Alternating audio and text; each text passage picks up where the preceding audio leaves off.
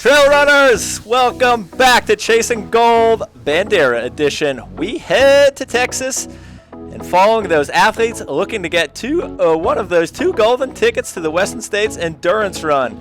Today we have Joe Stringbean McConaughy coming in. Joe runs with Brooks Running, Soya, Trail Butter, and Gaia. Most of you probably know Joe from his epic FKTs, and if you want to practice your alphabet, here goes. He set FKTs on the AT, the PCT, the JMT, the AZT, and I'm going to call it the Long Trail by its full name, the Long Trail, because I'm from the East Coast and the Long Trail deserves that. Joe also has a 5:22 50 miler. He's got a 12:53 100 miler. He's won Cocodona. Do I have to go on, everybody? Joe McConaughy, welcome to the show.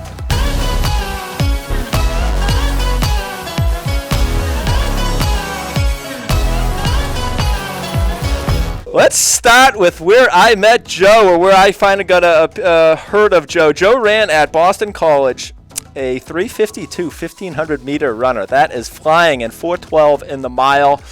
He was in Boston for a bit. We became buddies there. Now he's out in Seattle. Joe, how did this whole journey begin from flying fast track athlete to I'm going to go break the PCT? Scott, you're not even going to ask me how we met? How did we meet, Joe?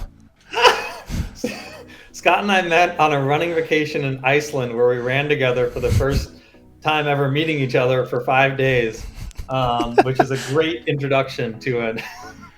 So absolutely. We had hot baths. We also got snowed in on a few runs because it was too snowy, and we enjoyed all that the Icelandic trail scene has to offer. Bless you, Iceland.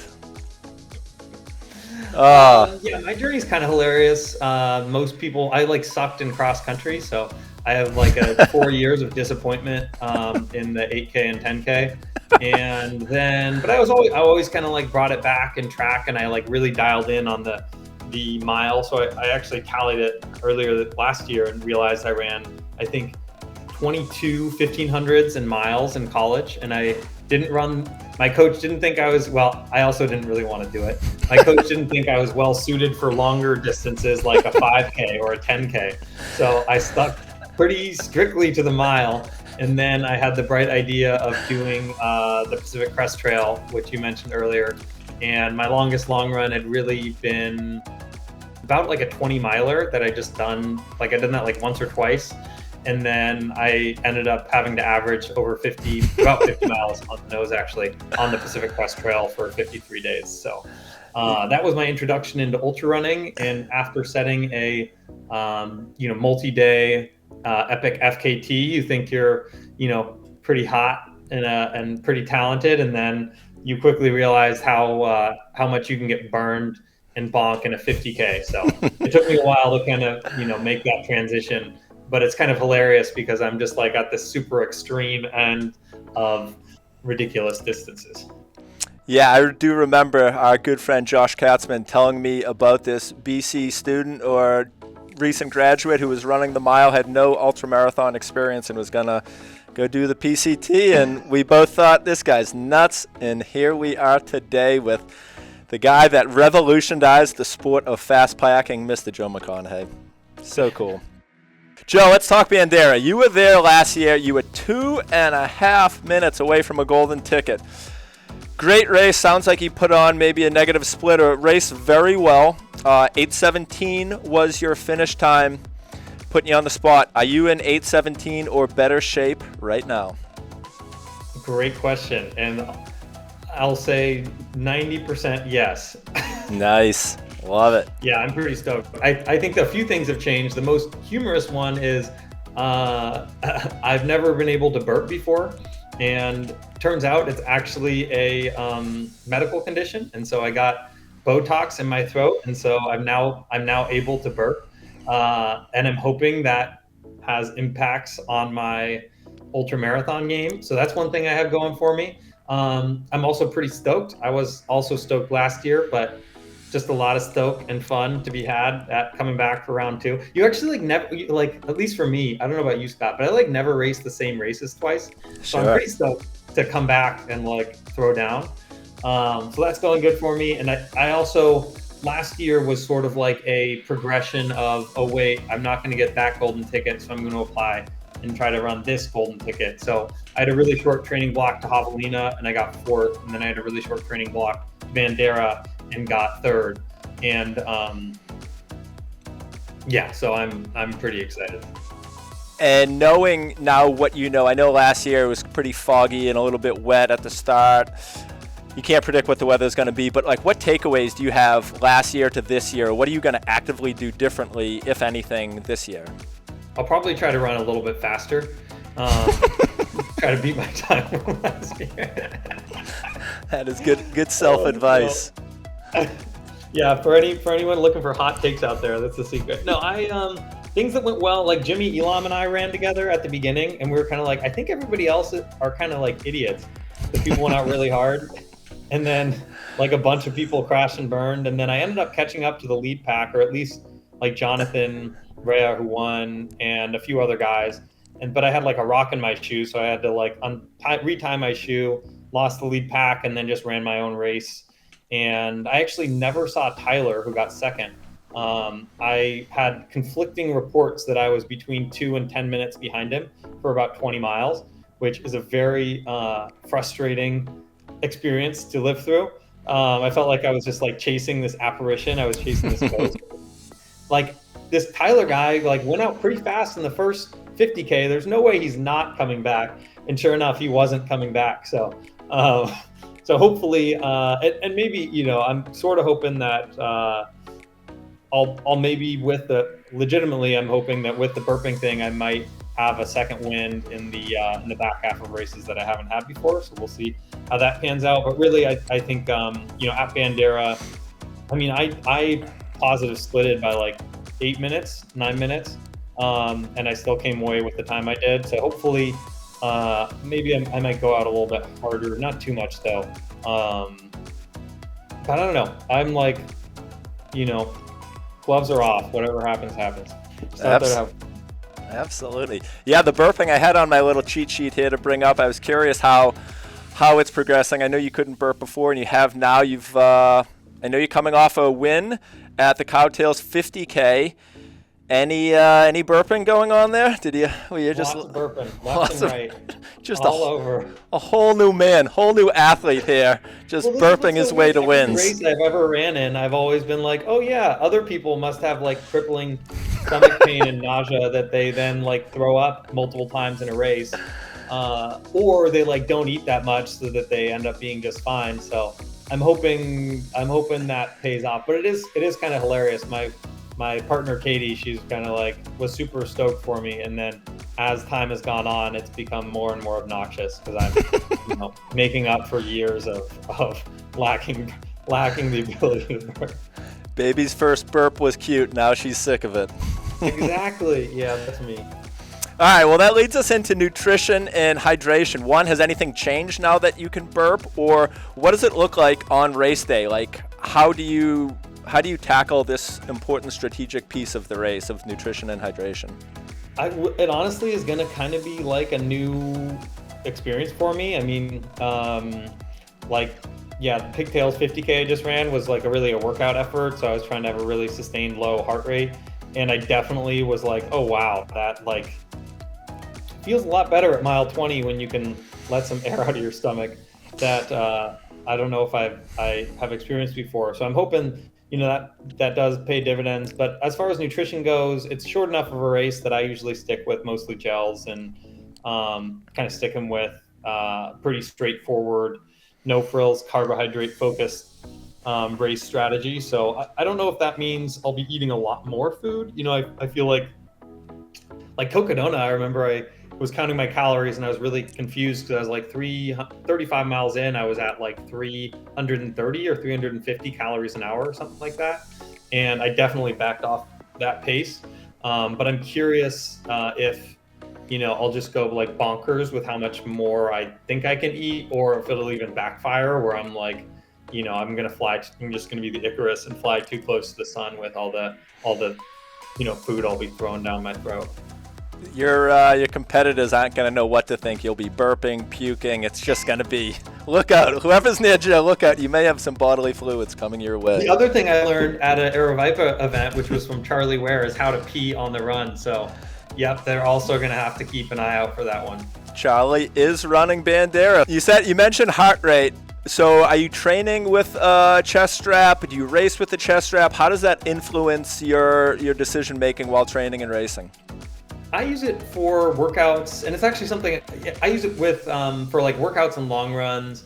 And I work with, or I guess Connor Holt, who's Camille's husband, coaches me, and I've never like gone out for like a training effort race just running off of like a heart rate before, and that's not what I'm going to do at Bandera by any means. But definitely, you know, as a coach, like I've always found it useful to have heart rate data from a chest strap. Like, yeah, never looking at like a wrist heart rate, but I also don't love kind of like over analyzing or creating too many analytics for myself. So for Bandera, I'll probably wear a heart rate strap, but I don't think I'll use it a lot for my actual race effort, especially because I've been there before. You know I can do like 8-minute miles on that course and stay pretty controlled.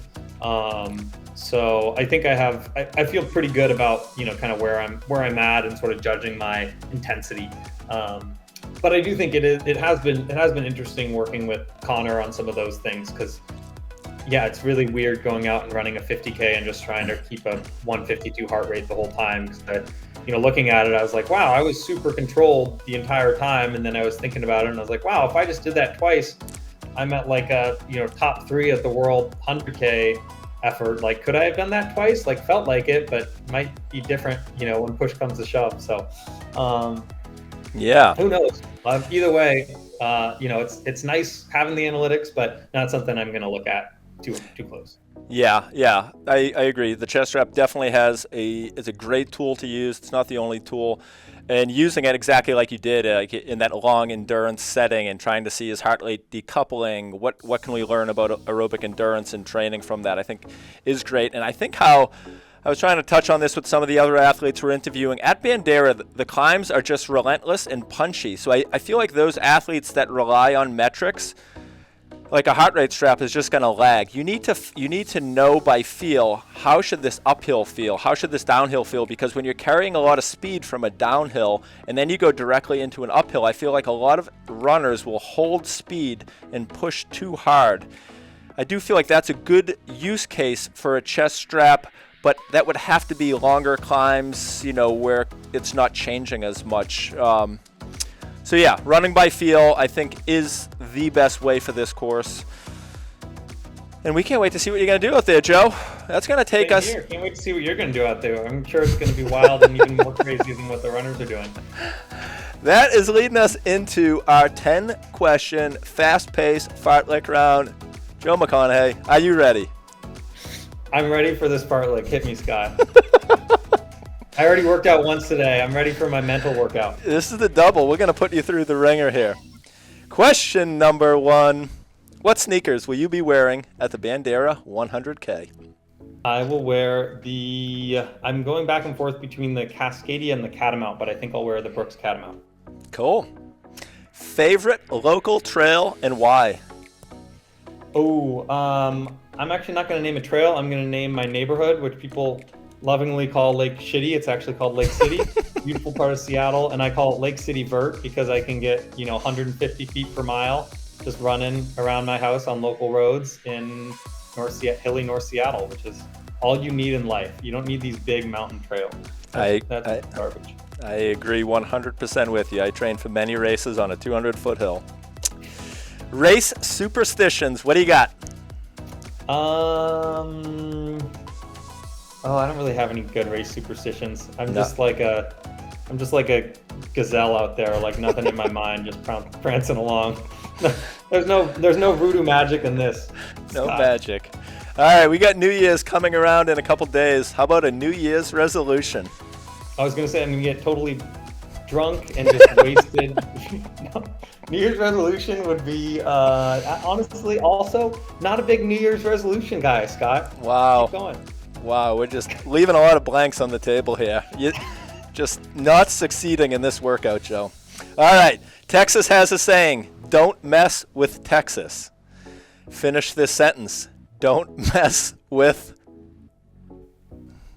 Don't mess with String Bean, which is my trail nickname. The very scary moniker String Bean. People are afraid of their veggies, and I think they're going to be afraid of them on race day too. So Love it. Let's give a plug. String Bean Coaching. Joe coaches the athletes. If you're looking for coaching, go check them out at String Bean Coaching. All right. Pre-race breakfast. I'll probably banana and half a bagel. Anything on the bagel? You're gonna ask me that? Come on. All right. Maybe some cream cheese, but I'm not a pre-race dairy guy, so it's a bad call. All right. You get to pick the song you walk out to Bandera with. What is your walkout song? I saw you dancing at the end of Javelina, so you got something. What do you got for us? I got a lot. That's true. I was dancing at the end of Javelina. Yes, you were. Pretty good too. There's a. I'm gonna see if I can look it up for you because there's a remix with a Britney Spears song that is just like hot fire, but I forget who it's by. I think it's off the jet, just a club banger. By Muna, which is a pretty amazing remix of a great Britney Spears song. All right, Joe's coming out to Britney Spears. Love it. They say everything is bigger in Texas. What one Texan item do you wish this holds true for when you arrive to Texas? What one Texas, so like what item that people have in Texas? Everything's bigger in Texas. What do you hope you get that's bigger? My whatever award, I got this award last year for getting third. That was, they give you like a local artist makes these metal yucca plants. And it's just like metal, and the yucca plants, which people love to joke about because they cut your legs up and tear you to shit. They give you like a metal sculpture of that. And I hope that this time my sculpture is a little bit bigger because that would be an indicator that I was in first or second place as opposed to third. Very thoughtful answer. That makes up for the blanks. We'll give it to you. All right. I don't know if you're going to have an answer for this one, but secret weapon on race day. Could be the burps. Could be the burps now. Could be the burps, but peeing while running, I think that's like... That is a secret weapon. It's just like a classic skill that will never go out of style. Last question, and it's the toughest. Joe McConaughy, what place are you finishing the Bandera 100K in? Second. Let's not set our bar too high, but also we know there's a lot of slow folks out there, but somebody's going to have a great day, and I'll give it to them. And just kidding. I should be saying first with full confidence, but second is going to be where my mix of humility and ego collide. I love it. Joe, we will see you in Texas at the Bandera 100K. We wish you the best. Good luck, Joe. Viva la Texas. Viva la Texas.